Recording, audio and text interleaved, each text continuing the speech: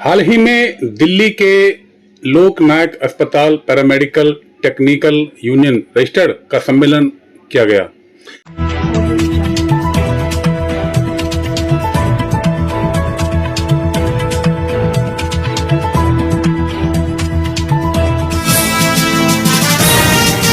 हाल ही में दिल्ली के लोक नायक अस्पताल पैरामेडिकल टेक्निकल यूनियन रजिस्टर्ड का सम्मेलन किया गया, जिसमें पूरी चुनावी प्रक्रिया के बाद सर्वसम्मति से विजयी टीम की घोषणा चुनाव अधिकारी विनोद कुमार व विनोद बंसल द्वारा की गई, जो कि सबके उपस्थिति में की गई।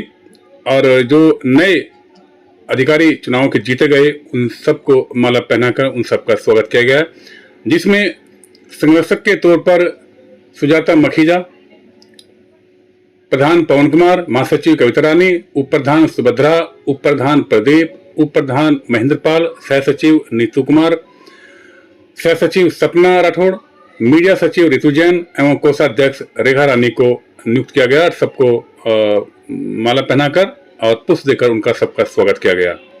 आप सामने देख पा रहे हैं कि तमाम जो अधिकारी नियुक्त किए गए हैं, चुनाव प्रकरण जीते हैं, उन सबका एक एक करके स्वागत किया गया। इसके बाद आए हुए तमाम वरिष्ठ वक्ताओं ने अपनी अपनी बातें रखी और इस सम्मेलन में खास बात यह रही कि सब लोग सर्वसम्मति से चुने गए और सबने सबसे कुछ ना कुछ बेहतर करने की, संगठन को आगे लेके जाने की और स्टाफ की सुनने की सबने उम्मीद जताई कि ये पूरा संगठन आगे चल करके बहुत बेहतर काम करेगा।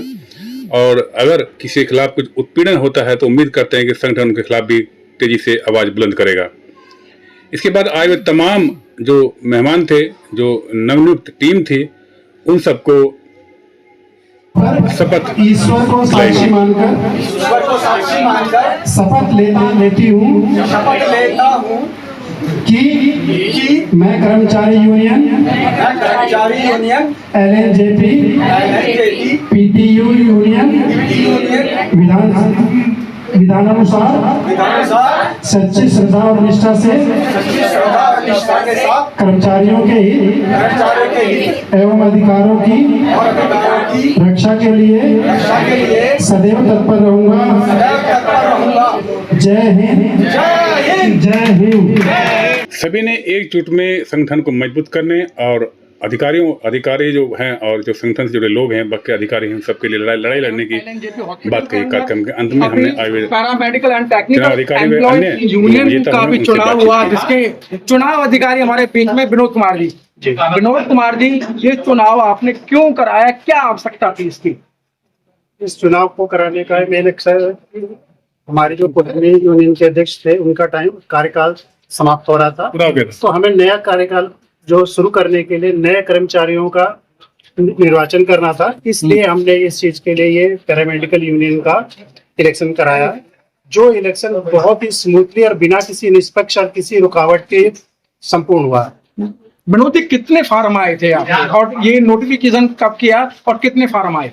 सर, नोटिफिकेशन हमने 3 तारीख को किया था, इस महीने की 3 तारीख को किया था। हाँ। और हमारे पे फार्म जो है निष्पक्ष तौर पे जो अभी 9 फार्म आए हैं, तो वो अपनी अपनी सीटों के लिए जो है नॉमिनी किए गए उनको। इस बीच में क्या कोई अड़चना आई? नहीं सर, इसमें किसी तरह की कोई अड़चन नहीं आई। चुनाव हाथ उठा के हुआ या बैलेट पेपर से हुआ, किस या ईवीएम से हुआ? सर, चुनाव जो है हैंड रेस के थ्रू हुआ है, क्योंकि उनको दूसरी पार्टी आई नहीं थी, इसलिए तो उसमें कोई ऐसा निर्विरोध वाली चीज चुन लिया गया था। इसी कारण से सब लोग को समर्थन था, जितने भी पार्टी में जितने भी पदाधिकारी थे उनको चुन लिया गया था। इसी कारण हम लोग और सबकी सहमति से ये काम पूरा हमारे बीच में सुजाता जी, जो पहले इस यूनियन की अध्यक्ष थी, वो जुड़ चुकी हैं। सुजाता जी, आप पहले इस यूनियन की अध्यक्ष थी, फिर आपको इस यूनियन के पदाधिकारी जो नई टीम जीत के आई है, फिर आपको अपना सर्वे माना है, कोऑर्डिनेटर माना है, चेयरमैन माना है, तो कैसे ये नुकीला कांटों का जो ताज है फिर आपको पहना दिया गया है? मैं बड़प्पन क्या बोलूँ कि मुझे रिस्पॉन्सिबिलिटीज मैनेजमेंट कर रहे हैं यूनियन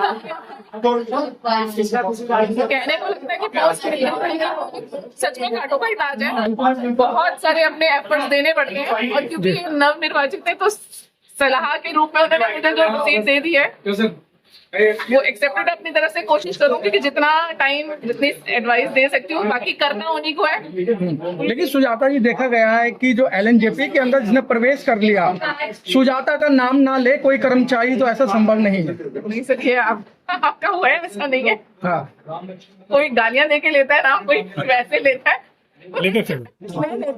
लेकिन ये जो कार्यालय है, जो आपका यूनियन कार्यालय है, एक समय था कि इसमें ताला लगने वाला था, लेकिन आपने अफेक्ट्स ऐसे करे इतना लोगों के साथ में, कर्मचारियों के साथ में, ये ऑफिस आपका पुनः आपके पास मिल गया। ताला लगने वाला नहीं था, ये सील हो गया था यूनियन ऑफिस हमारा जी। और कुछ आपस की वो चीजें थी, नहीं मैं वो करूँ, लेकिन उस ऑफिस को MD सर को यही बोला था कि आपने ताला लगा दिया, वो मुबारक है, लेकिन गलती से भी ये चाबी किसी गलत आदमी मत दे देना, क्योंकि फिर आपके लिए मुझे उनको मजबूरन हमें ऑफिस खोल के बाइज्जत देना पड़ा। वो हमारी यूनिटी पे डिपेंड करता है, क्योंकि उस समय साथ सब आए तो ये काम हो पाया कि हम ये यूनियन ऑफिस की सील खुलवा पाए, नहीं तो ये सील हो चुका था यूनियन ऑफिस। तो बहुत एफर्ट, बहुत। तो क्या उम्मीद करती है जो नई टीम जीत के आई है? नई टीम अच्छी है, हर पैरामेडिक्स डिफरेंट कैडर से है, OT भी मेजोरिटी में आया है, लैब भी है। मेन डिपार्टमेंट्स हैं इसमें कैडर में पैरामेडिक्स के, वो दोनों ही डिपार्टमेंट खुल के आए हैं इसमें। तो पूरी आशा है कि हर कैडर को कवर करते हुए ये आगे तक लेके जाए। कर्मचारियों का ही भला करेंगे या मतलब जो पेशेंट हैं उनकी भी थोड़ी बहुत देखभाल होगी? तो जब कर्मचारियों का भला होता है ना, पेशेंट केयर अपने आप हो जाती है, क्योंकि जब कर्मचारी आता है तो पेशेंट केयर, जब पेशेंट खुद अगर कर्मचारी नॉर्मल है, कहते हैं ना कि खुशी आपके पास है तो आप खुशी बांटोगे। आप अगर कंफर्ट जोन में हो तो आप पेशेंट केयर करोगे ही करोगे। आप खुद ही प्रॉब्लम में हो, यहाँ पे कैपेसिटी हो 10 की, दे दें आपको 100, तो वो नेचुरल सी बात है, फ्रस्ट्रेशन कहाँ निकलेगी? हायर अथॉरिटी तो हमारे सामने आती ही नहीं है कभी भी, तो हम पेशेंट पे ही निकलता है एक दूसरे का गुस्सा। और हमारा पहला मकसद हमेशा कुछ भी लेने के लिए पेशेंट केयर होता ही है।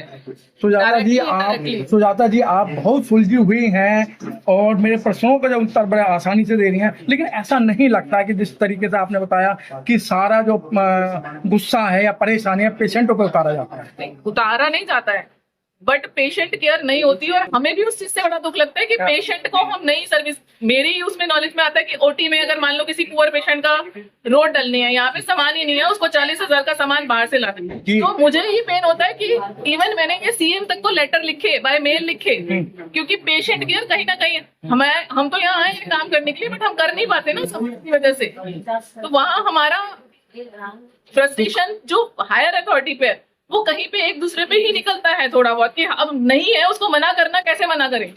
फ्रस्ट्रेशन कहीं ना होगी कि कैसे काम करें उसका, तो वो फ्रस्ट्रेशन हमें मना गुस्से के रूप में ही निकलता है। भाई बहुत अच्छी बात कि गुस्से के रूप में हमारे साथ में नवनियुक्त और युवा अध्यक्ष ये जुड़ चुके हैं। चेहरे पे इस मुस्कुराहट होनी चाहिए, अभी से आपका चेहरा मुरझाया सा लग रहा है, ऐसा नहीं होना चाहिए। आप नए अध्यक्ष हैं तो क्या क्या उम्मीदें लेके आप आए हैं? सर उम्मीद तो हम बहुत सारी रखते हैं कि हमारा जो है सबसे पहले क्योंकि हमारा उसमें मेन पावर, टेक्निकल स्टाफ की मेन पावर बहुत कम है जी। सबसे पहला तो हमारा यही रहे कि हम अपनी मेन पावर बढ़ाएं, ताकि जो है ना हमारा स्टाफ जो मैसेज करें, नहीं तो वो थोड़ा टेक्नीशियन में और फ्रस्ट्रेशन में बहुत काम कर रहे हैं। तो एक टेक्नीशियन को 2 ओटियां संभालने में, और हमारे यहाँ पे DSSB से लोग, DSSB से भी हमारी 28 पोस्ट आई थी, जिसमें से सिर्फ 12 लोगों ने ज्वाइन किया और बाकी लोगों ने ज्वाइन नहीं कर पाए। तो उसका भी रीजन हम ढूंढेंगे क्यों नहीं ज्वाइन कर पाए, और आगे की जो रूपरेखा रहेगी वो हम पूरी टीम मिलकर जो है तय करेंगे। जिस तरीके से आपको अध्यक्ष चुना गया है, पहली प्रायोरिटी किसको देंगे आप? पहली प्रायोरिटी हम सब अपने टेक्निकल कैडर को देंगे, मेन पावर को देंगे। ये हर रोटी में अगर मेन पावर दुरुस्त होगी तो किसी भी ऑपरेशन में किसी भी मरीज को कोई दिक्कत नहीं होगी।